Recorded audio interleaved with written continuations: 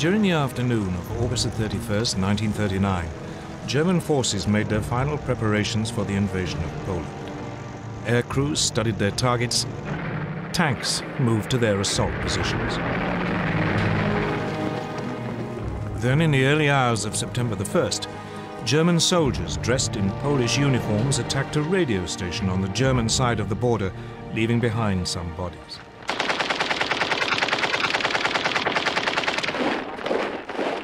This was the aggression which Hitler later used to justify his attack.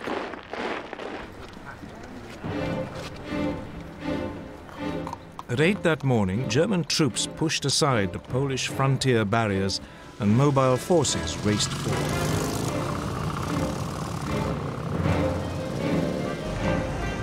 Two days later, on September the 3rd, Britain and France declared war, honoring their promise to stand by Poland.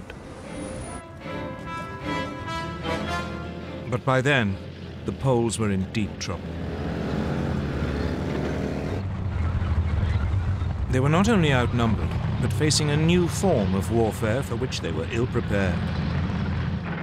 Blitzkrieg.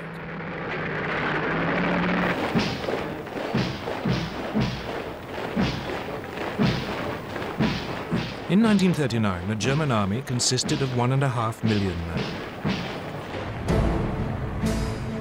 Its elite were the panzers, tanks, 6 armored divisions and 4 light divisions intended for reconnaissance, a total of 2,400 tanks. These had been designed to break through an enemy's defenses and strike deep, cutting communications and spreading confusion. Enemy strong points would be bypassed, left to the following infantry to mop up.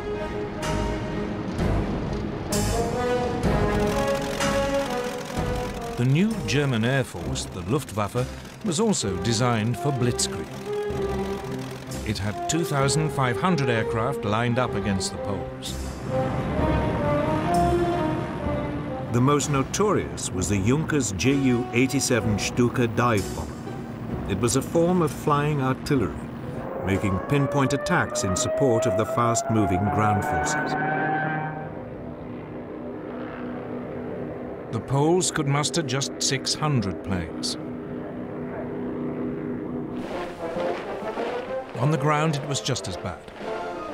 Poland's army was just 500,000 strong. It had only 880 tanks. It even had 11 brigades of cavalry, lances and horses against army. But it wasn't just numbers that gave the Germans their advantage. They used their panzers in a radically new way, as separate, hard-striking units. The Polish tanks were dispersed to support their infantry. The Poles' task had been made even more difficult by the German takeover of Czechoslovakia. The west of the country, including the capital Warsaw, was now surrounded on 3 sides by German-controlled territory. This geographical advantage was essential to Germany's grand plan. The task of the first thrust of the tanks was to create an initial breakthrough. But actually winning the war depended on deep pincer movements designed to surround and crush the enemy.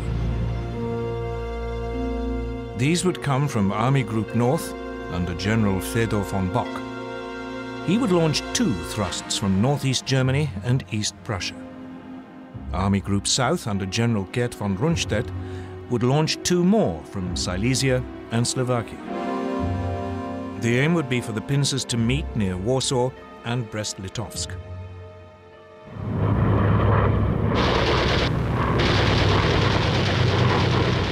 From the start, it went well for the Germans.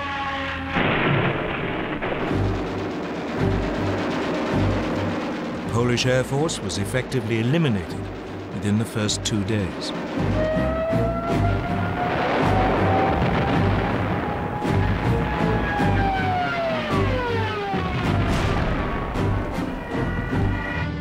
Panzers cut through and struck deep. The Stukas and medium bombers proved devastatingly effective.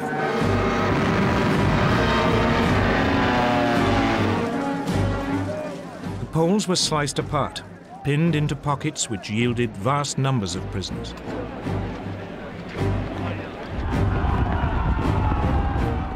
Legend has it that some Polish cavalry units gallantly tried to attack the panzers,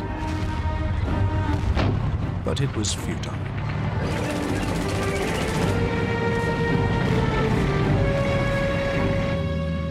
They were just brushed aside. By September the 8th, the inner pincers had met up. German troops were advancing on the outskirts of Warsaw. On September the 17th, the outer pincers met at Brest-Litovsk.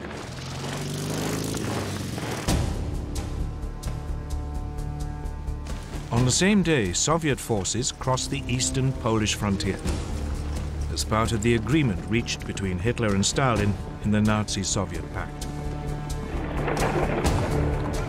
The Polish army was now in full retreat, its government fleeing abroad.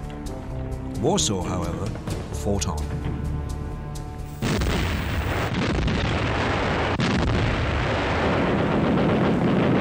Its defenders rejected a German offer to surrender, so the full fury of the German war machine was turned on it.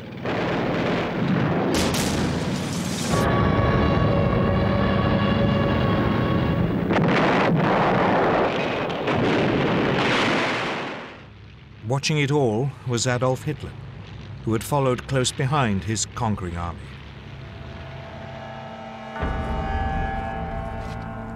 On September the 27th, Warsaw surrendered. The next day, the victors carved Poland up according to the Nazi-Soviet pact. The Soviet Union annexed slightly over half the country to the east. Germany took the rest. Both regimes began rounding up anyone who might present a danger in future. Many were murdered. And for the first time, the Germans revealed how they would behave against those peoples in Eastern Europe whom they considered inferior. They sent in the Einsatzgruppen, special SS squads, to round up Jews.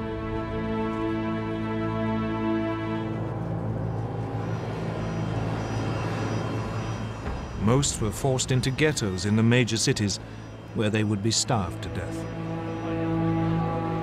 Others were executed on the spot.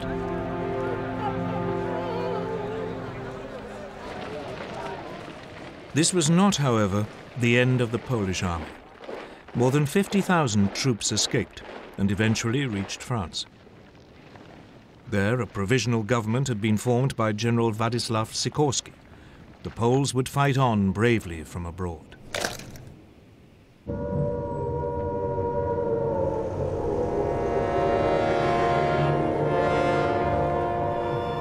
In Britain, the air raid sirens had sounded within minutes of Prime Minister Neville Chamberlain's announcement that hostilities had begun. In fact, despite their politicians' guarantees of Polish sovereignty, Britain and France had done very little to help Poland. As Hitler had gambled, they had no idea what to do once they had actually declared war. Both countries had begun mobilization. Air raid precautions were speeded up. Anti-aircraft guns were placed in major cities. Shelters were erected. Soon, children were being evacuated. Everyone had to carry gas masks, and a blackout was introduced. The British Army began to deploy its 100,000-strong expeditionary force to northern France. French troops did advance a little way inside the German border, but they refused to move beyond the protective cover of artillery range. The initiative was still firmly in Hitler's hands. And he at least knew precisely what he was going to do next.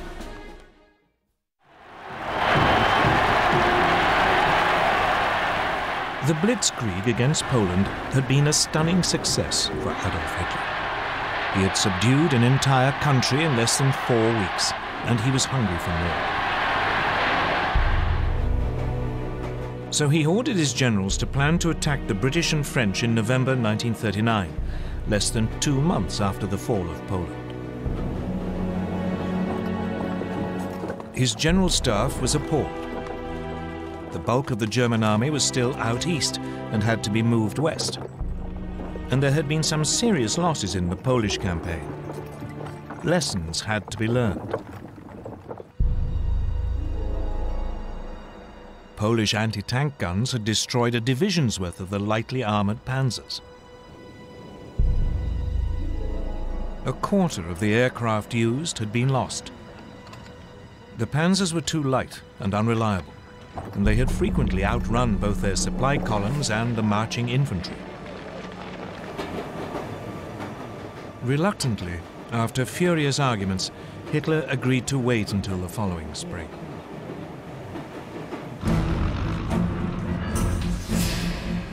Meanwhile, his enemies were also learning lessons. Britain had thought that bombers would be a key weapon in the coming conflict. But when on September the 4th, Britain's Royal Air Force made a daylight raid on German shipping, 7 of the 30 bombers were shot down. It soon became clear that this wasn't a one-off misfortune.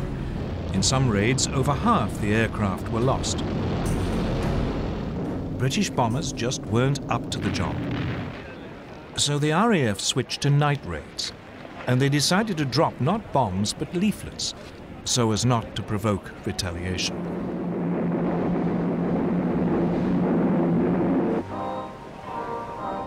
So, with the Blitzkrieg stalled and the air war quiet, the focus now went to the one remaining arena, the sea.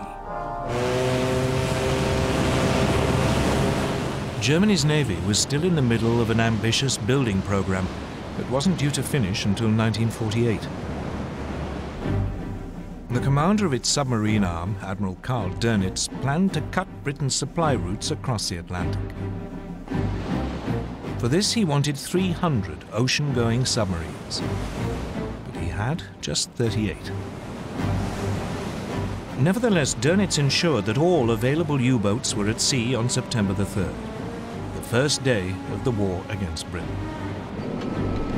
That evening, believing it to be an armed merchant cruiser, U-30 sank the liner Athenia without any warning. – 112 lives were lost, including 26 American citizens. The Royal Navy dwarfed its German counterpart. It had 12 battleships. Germany had none. It had 5 aircraft carriers. Germany, again, had none. So after the Athenia, Britain declared a total blockade of German ports. But for all its size, the Royal Navy had too few escort vessels. Many merchant ships had to sail alone. And by the end of 1939, more than 100 had been sunk. It quickly became apparent that the British had woefully underestimated the submarine threat. On September the 17th, U-29 sank the British aircraft carrier Courageous.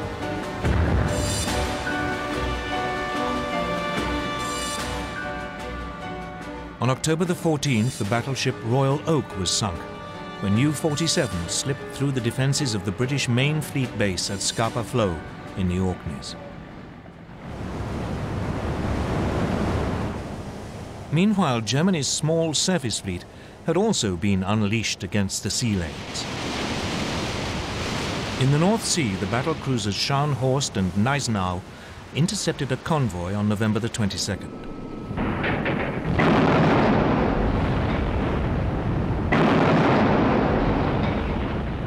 They sank its escort, the armed merchant cruiser Rawalpindi. But it was the pocket battleship Graf Spee which caused the greatest problems. Designed specifically for commerce raiding, Its 11-inch guns could overwhelm any ship fast enough to overtake it, and it had the speed to escape from any battleship. The Graf Spee had slipped away from Germany before hostilities began. Soon it was cutting loose in the South Atlantic and Indian Oceans. Finally, 3 British cruisers, Exeter, Ajax and Achilles, intercepted it off the River Plate on the east coast of South America.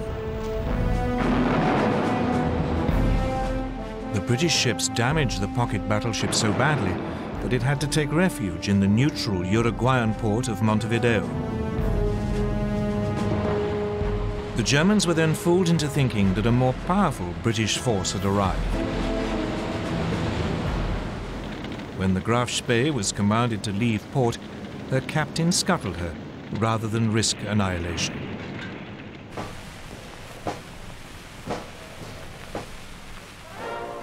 Back home, the Royal Navy crews were feted as heroes. But this was just about the only obvious success enjoyed by the British or French armed forces during the winter of 1939. Though the British did enjoy one secret victory in the technological war, which was to prove vital.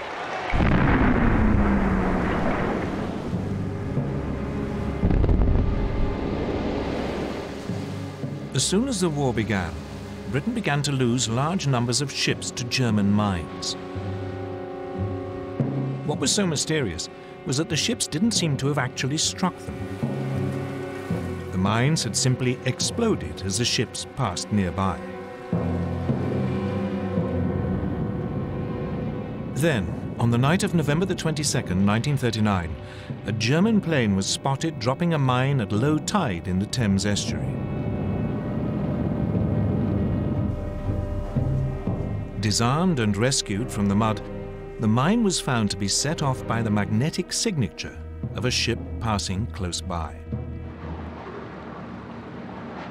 The solution was to reduce a ship's magnetic signature by hanging a copper cable round the hull and then passing an electric current through it, a process called degaussing. Once degaussing was applied to all ships, the danger from the magnetic mine was massively reduced. But otherwise, as 1940 began, the war was quiet. The two sides did little during the winter except to patrol, train, and try to keep warm, for it was a particularly cold one.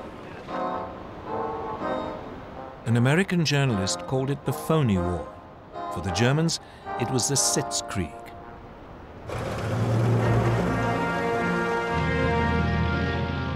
In the spring, the British Expeditionary Force took up its position towards the left of the front on the Belgian border.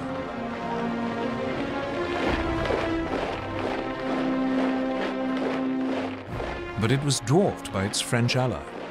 France had some 100 divisions along the Belgian and German frontiers or in reserve nearby. This imbalance meant that the British commander, Lord Gort, had to go along with the ideas of the French general Maurice Gamelin. And these were entirely defensive. French hopes were pinned on the massive ramparts of the Maginot Line. A series of fortifications, it ran from Switzerland to Belgium along the French-German border. The Maginot Line was considered to be completely impassable and would ensure that French territory remained safe. But otherwise, the Allies had no idea of how actually to defeat Germany. Instead, they brought up their forces and prepared for a repeat of World War I. They would blockade Germany to sap its strength, and they would dig in, ready to grind down the assault which they knew must come. None of their commanders seemed to consider that the Germans might have totally different ideas, or that the next moves might come in a completely different arena. Scandinavia.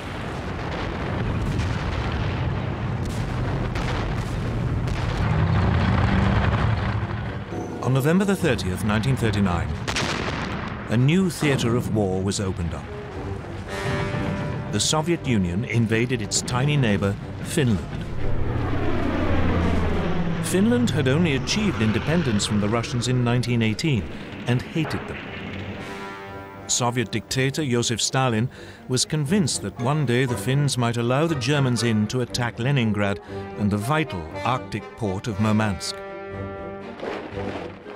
The Red Army outnumbered its Finnish opponents by more than 10 to 1. The invasion should have been a walkover. But its leadership had been devastated by Stalin's terrible purges. The Finns were led by General Gustav Mannerheim. He fought back, using hit-and-run tactics amid the deep snow, often on skis. The Soviet troops, confused and poorly led, suffered massive losses. Finland's gallant resistance caught the imagination of the British and French. Soon they were planning to send help via Norway and Sweden. The fact that this might suck two neutral countries into the war was ignored.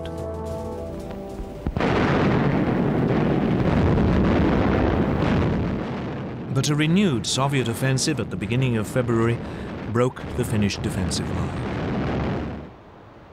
In early March, the Finns had to cede territory to Stalin.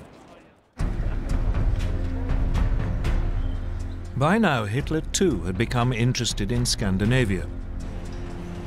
The Nazi war machine relied on iron ore from Sweden. In the winter months, the only way it could get to Germany was via the Norwegian port of Narvik. If the Allies landed in Norway, this vital supply could be cut off. So he ordered plans to be prepared for an invasion of Norway. Denmark, which was in the way, would also have to be seized. The Norway theatre heated up on February the 16th, 1940. The British destroyer Cossack boarded the German supply ship Altmark in a Norwegian fjord to release prisoners.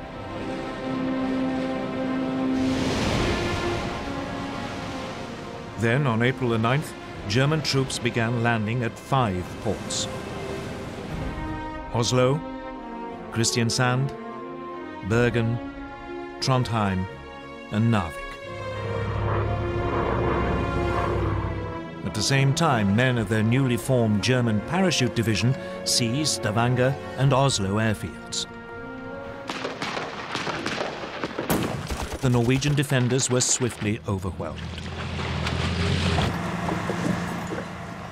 as were the Danes. German forces occupied their country within 24 hours. In Norway, the Germans moved swiftly to link up their beachheads and seize all the major towns. In the air, the Luftwaffe had total control. The Allies now responded. A landing force was dispatched to recapture Narvik. French and Norwegian forces achieved this on May the 28th. But a substantial German force was now approaching. So 6 weeks later, the Allies abandoned Norway to its fate.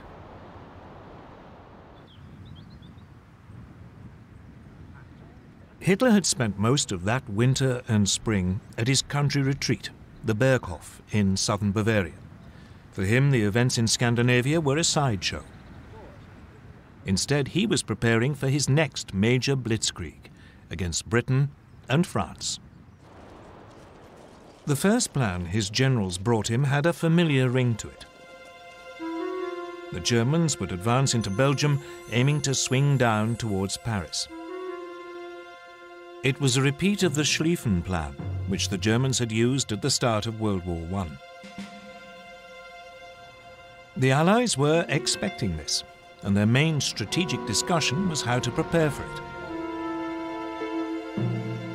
When the Germans attacked, the Allies planned that their forces west of the Maginot Line would swing forward into Belgium to hold them on the shorter and more defensible line of the rivers Dyle and Meuse.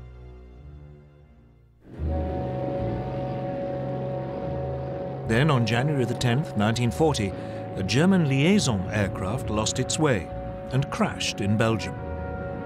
A copy of the German plan was found. This convinced the Allies that their Dyle plan must be right, and they deployed their troops accordingly.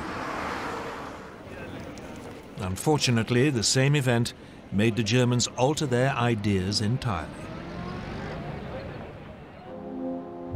Chief planner General Erich von Manstein had always thought the original plan unimaginative. He was worried that the German forces would become bogged down, as in World War I, and that his country would lose a long, drawn-out war.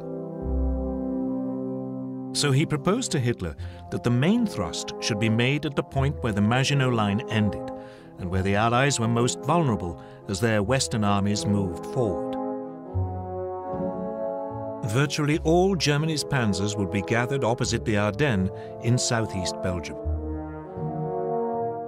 The Allies considered this hilly and wooded area almost impassable for tanks. It was, therefore, lightly defended. The plan was to drive deep behind the Allied armies, which would have advanced into Belgium.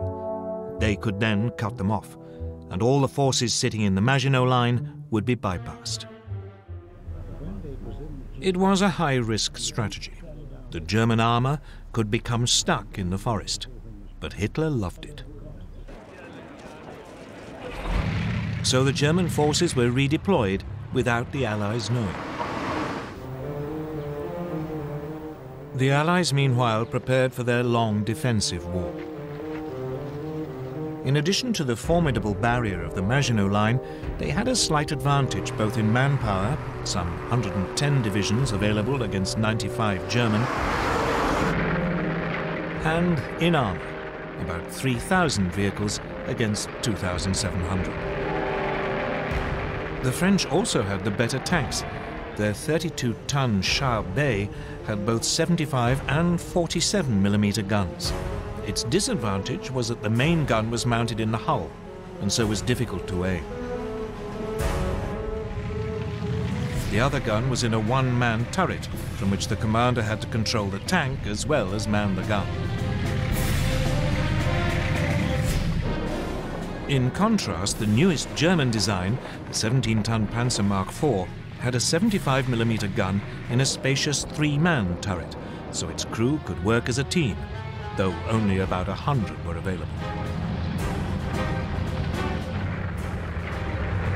The other main French tanks also had guns which matched those of their German counterparts, but again the French had the one-man turret. The one area where the Germans had a clear advantage was in the air. The Luftwaffe had 2,000 bombers, the Allies just 800. The Luftwaffe had 4,000 fighters, including the ultra-modern Messerschmitt Bf 109. They faced just 2,500, mainly older aircraft. The Royal Air Force did have about 800 excellent Spitfire and Hurricane fighters, but it was keen to keep them for home defense. But the main difference between the two armies was in philosophy. Everything the Germans did was focused on the possibilities of Blitzkrieg. All their armor was grouped in 10 independent panzer divisions. But the French were preparing for a repeat of the static fighting of World War I. They saw tanks as infantry support and distributed them piecemeal instead of concentrating them. They had noticed the success of Germany's panzers in Poland, so they were assembling 3 armored divisions. But by the start of hostilities, none was fully operational. 2 totally different ways of military thinking were about to go head-to-head. Blitzkrieg against static warfare. The summer of 1940 would soon show which was correct. On May the 10th, 1940, Winston Churchill became Prime Minister of Britain. He couldn't have picked a worse day. That was the day Hitler chose to launch his Blitzkrieg against France and Britain. At dawn, a whole German airborne division parachuted into Holland to seize bridges and airfields. Simultaneously, the massive Belgian fortress of Eben-Emael was assaulted. Paratroop engineers were dropped on top by swooping German gliders. They swiftly silenced its guns. Meanwhile, the Luftwaffe attacked Dutch and Belgian air bases. Then the frontier barriers were pushed aside. And Hitler's Army Group B, under General Fedor von Bock, now drove into Holland and Belgium.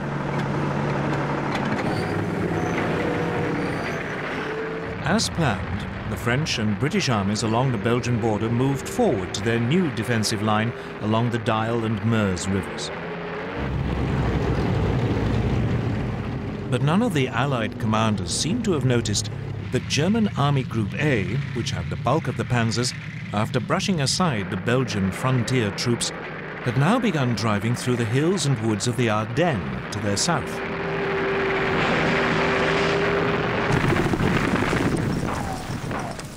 Meanwhile, the Germans were pushing rapidly through Holland.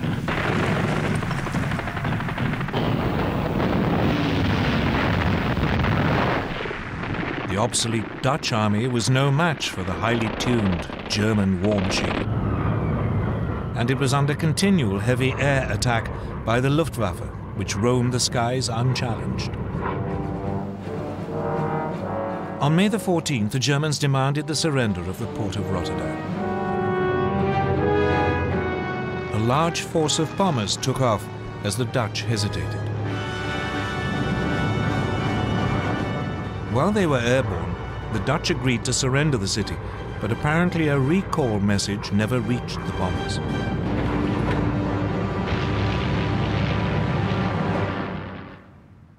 Rotterdam was devastated. The Dutch capitulated the next day.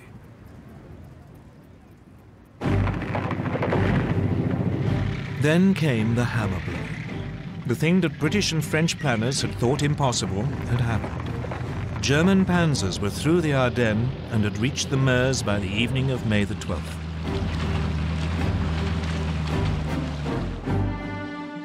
Among the first to arrive at Sedan, well north of the Maginot Line, were the men of the 19th Panzer Corps, commanded by General Heinz Guderian, fresh from the triumphs in Poland. Guderian now showed how Blitzkrieg should be done. He ignored the troops in the Maginot Line, and he didn't wait for his own infantry to catch up. He pushed straight on. The next day, assault troops crossed the River Meuse.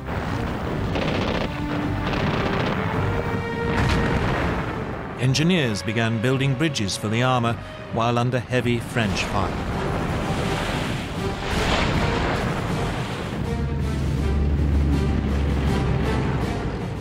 On the 14th, the panzers began crossing.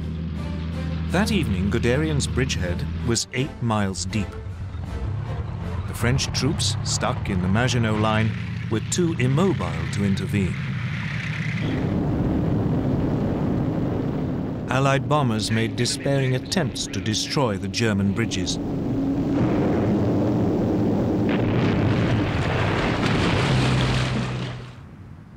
But most were shot down.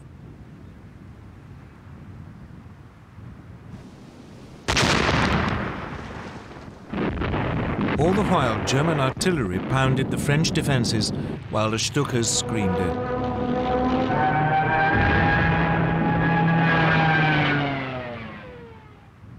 Just 3 days after the attack had been launched, the French defenders around Sedan broke. Guderian's panzers began racing westwards. By nightfall, they had advanced more than 40 miles behind the northern group of Allied armies. These had been holding firm on the Dial line, but now the French Supreme Commander, General Gamelin, realized that they were about to be encircled. He ordered them to fall back. This sudden decision to withdraw bewildered the Allied troops, who had no idea what was going on behind them. As they fell back, they were hindered by a growing flood of refugees clogging the roads. That day, the French Prime Minister Paul Reynaud phoned Churchill. He said, "We are beaten. We have lost the battle." But for all the brilliance of the Blitzkrieg, the Germans were vulnerable. As the panzers raced westwards, they created an ever longer corridor just a few miles wide. The Allies realized that this was open to counterattack. The bulk of the German army was still totally dependent on horsepower or its own feet for transport, so the gap between the rampaging panzers and the follow-up infantry grew with every hour. On May the 17th, Colonel Charles de Gaulle, commander of one of the newly formed French armored divisions, made the first of 2 attempts to cut through the German line near Crécy. But the cumbersome French command system meant that units were sent into battle piecemeal, not in a coordinated thrust.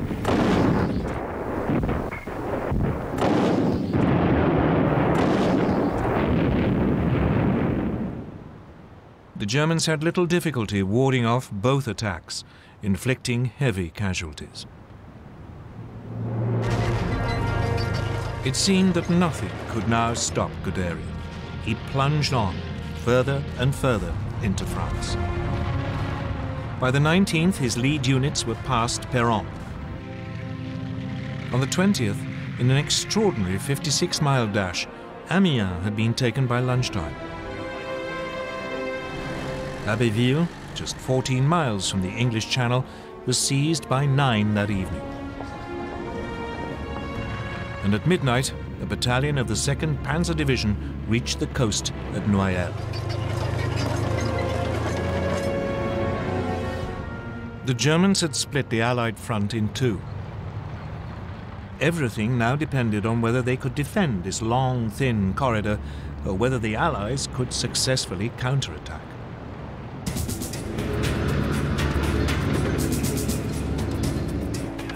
So now the British got ready to break the German lines. On May the 21st, 2 armoured battalions prepared to launch an attack south of Arras. The British tanks were even more unsuited to fast-moving armoured warfare than the French.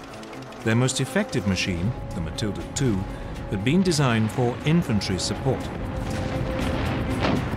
Though well armoured, it was slow and undergunned.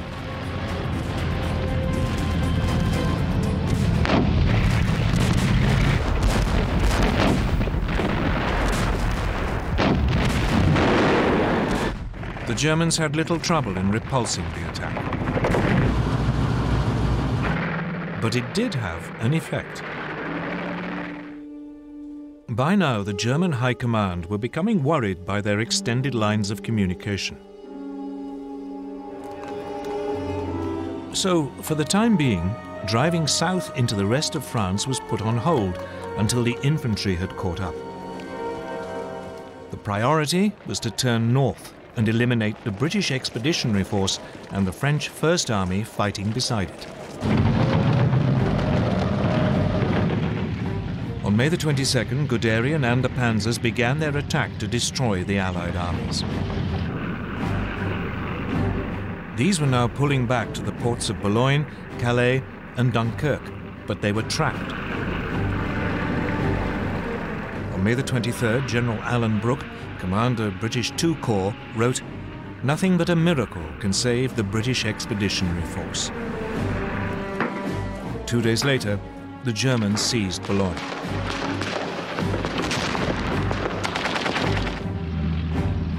it was beginning to look as if even a miracle would be too late.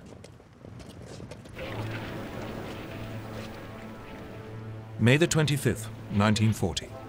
The situation of the British Expeditionary Force and the French First Army was desperate. The port of Boulogne had been overrun. German troops had isolated Calais. The British were being forced back to the port of Dunkirk. Lord Gort, the British commander, advised his government that the only hope of saving even a fraction of his troops was to organize an evacuation by sea. But as the dive bombers screamed down and the panzers were poised for the final assault, evacuation seemed a forlorn hope. The British anticipated that Dunkirk would be overrun within a day. But unknown to the British, Hitler and the German High Command had made a decision which was to save them from total annihilation. The Germans were only too aware that their panzer crews were exhausted and their machines needed urgent repairs. Those attacks by de Gaulle and the British may have failed, but they have shown very clearly how vulnerable the German lines of communication were. This was the great weakness of Blitzkrieg. So the High Command made a fateful decision. It decided to stop the panzers' advance to save them from further damage and wait for the infantry to come up. Only then would the Allied pocket around Dunkirk be eliminated. So the Blitzkrieg was halted and the panzers lay idle. They would not advance for 2 days, just enough to buy the British in particular a little time to prepare. As the tanks waited, the only major action was in Calais. There the British and French garrison refused to surrender. Instead, they had to be overrun in 3 days of bloody hand-to-hand fighting. When the panzers got going again 2 days later on May the 26th, the weather had changed.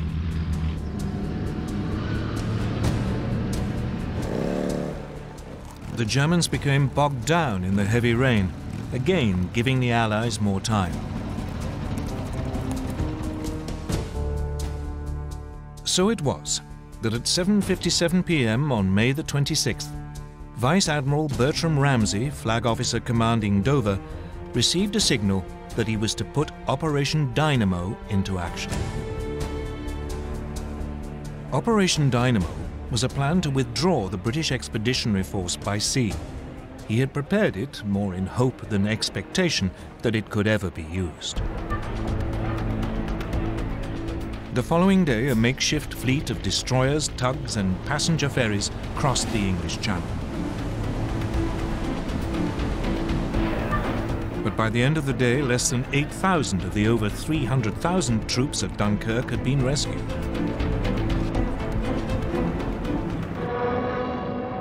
The port was under such heavy air attack that it could not be used. And the ships could not get in close enough to the beaches. So Ramsay now sent out a call for any boats of shallow draft that were over 30 feet long. Hundreds of cabin cruisers, fishing boats and barges were gathered from harbours all over southern England and sent across the Channel, often crewed by their civilian owners. The little ships worked on the beaches of Dunkirk, ferrying troops out to the larger boats, waiting to take them to safety.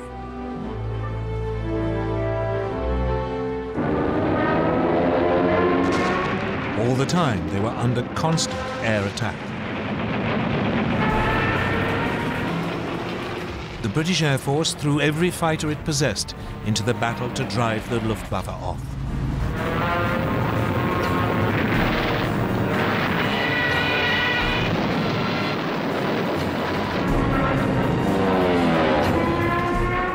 Even so, 7 French and 6 British destroyers were sunk, together with 24 smaller warships.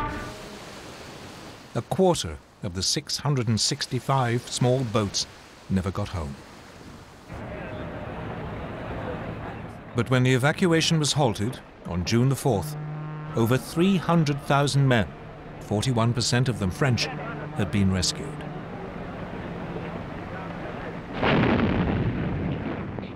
None of this would have been possible without the heroism of the French army. It played a vital role in slowing down the German advance.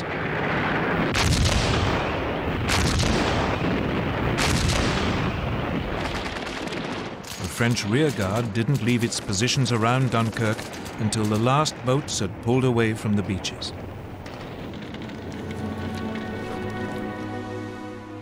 One British officer compared them to the last stand of the Spartans at Thermopylae.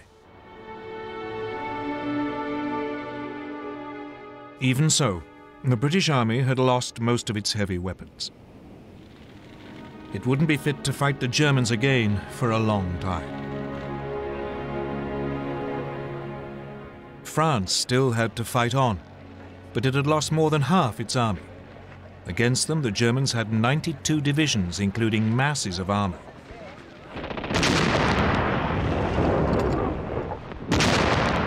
At 4 in the morning of June the 5th, a short bombardment began the final destruction of France.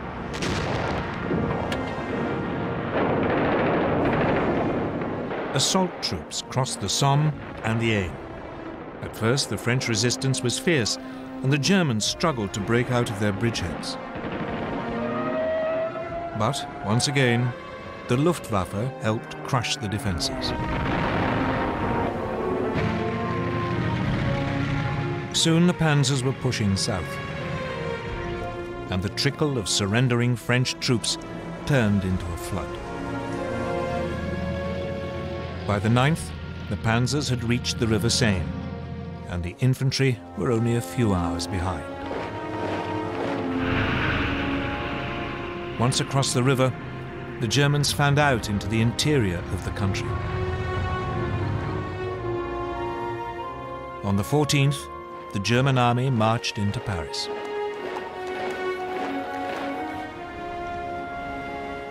The swastika was raised on the Eiffel Tower.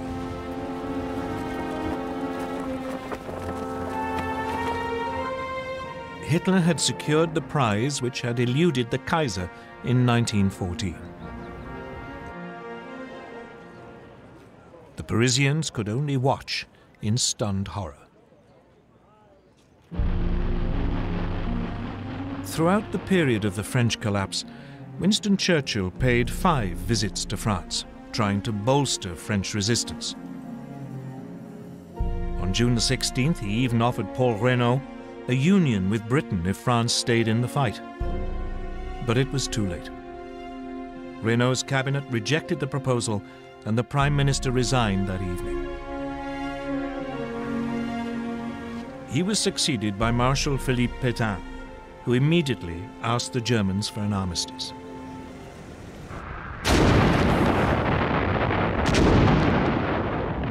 It was only now that the Germans finally began to attack the Maginot Line, which had been left isolated.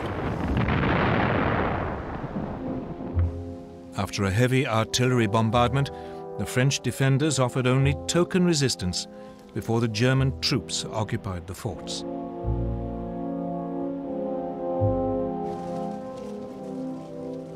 On June the 21st, Hitler went to Compiègne, where the railway carriage in which the Germans had signed the armistice in 1918 was kept. As a French delegation entered the carriage, he handed them his terms and then left.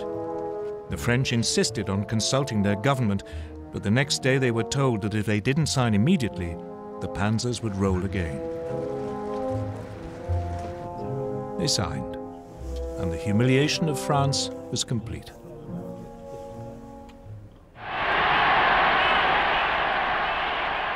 For Hitler, his control of Western Europe seemed absolute. He felt sure that Britain must now seek peace, and that soon he could turn to the next stage of his master plan. But even though the Blitzkrieg had achieved so much so fast, it hadn't won him the war. The British, battered and wounded, had escaped to fight another day.